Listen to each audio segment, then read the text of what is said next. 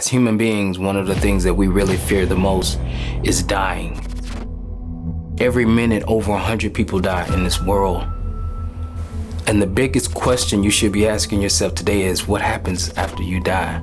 Never forget what he saw after that. I passed out in my wife's arms in the hospital. I began to see images of demons, and I started hearing growling and laughter. What I was told afterwards, my heart had stopped, half my heart had stopped, and my respiration was off the charts, and I was basically dying. And I felt my soul leave my body, and I remember seeing darkness and also fog on the floor and on the ceilings. I went to a place where there was a black void, and I remember crying out to Jesus. Stone walls, bars, filthy, stinking, dirty prison cell, but like a dungeon. And I wondered, how did I get here? Why am I here? I was fully awake and cognizant. I looked up and I saw these two enormous beasts in the cell, these demons, reptilish in appearance, bumps and scales all over the one's body, huge jaw, sunken in eyes, claws about a foot long, and they were pacing in this cell like a vicious, caged animal. And they had the most ferocious demeanor about them. They had an extreme hatred for God. They were blaspheming and cursing God.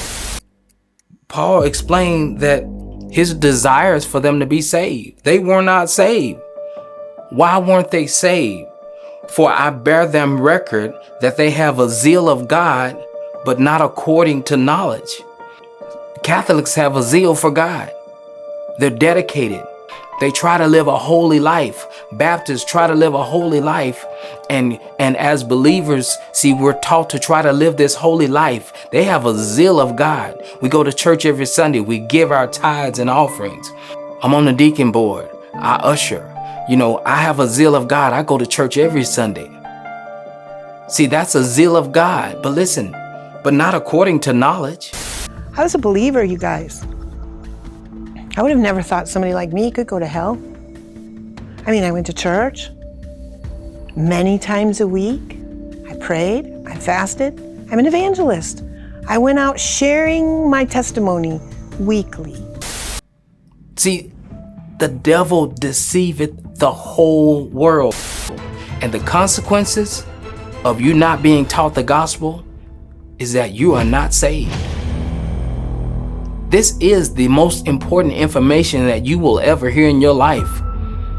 You might be in college right now going to school to be a doctor or a lawyer, or you could be in professional sports. You could be getting ready to sign a big contract and make a lot of money. You could have just signed a record deal as an artist, and you're gonna go out worldwide and be famous. Listen, this is the most important information that you will ever hear in your life, because this short-lived life, whatever you're trying to obtain in this short-lived life is not even a blink of an eye compared to eternity. So the investment that you make in learning about your eternal salvation or damnation, me, myself, I think it should be very high on your priority list. So what a minister, a pastor, we've all been given this ministry of reconciliation. What a Christian, a believer should be teaching, should be preaching is what? The gospel of peace. This is the only way a person is going to be able to hear this word of faith. Only way you're going to be able to have this word of faith and walk in this knowledge of righteousness is you have to hear the gospel of peace. If you're not hearing the gospel of peace where you are, you need to get up right now and leave the church that you are in.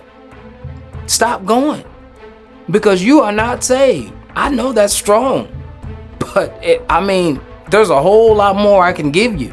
But I'm telling you now, I'm trying to help you.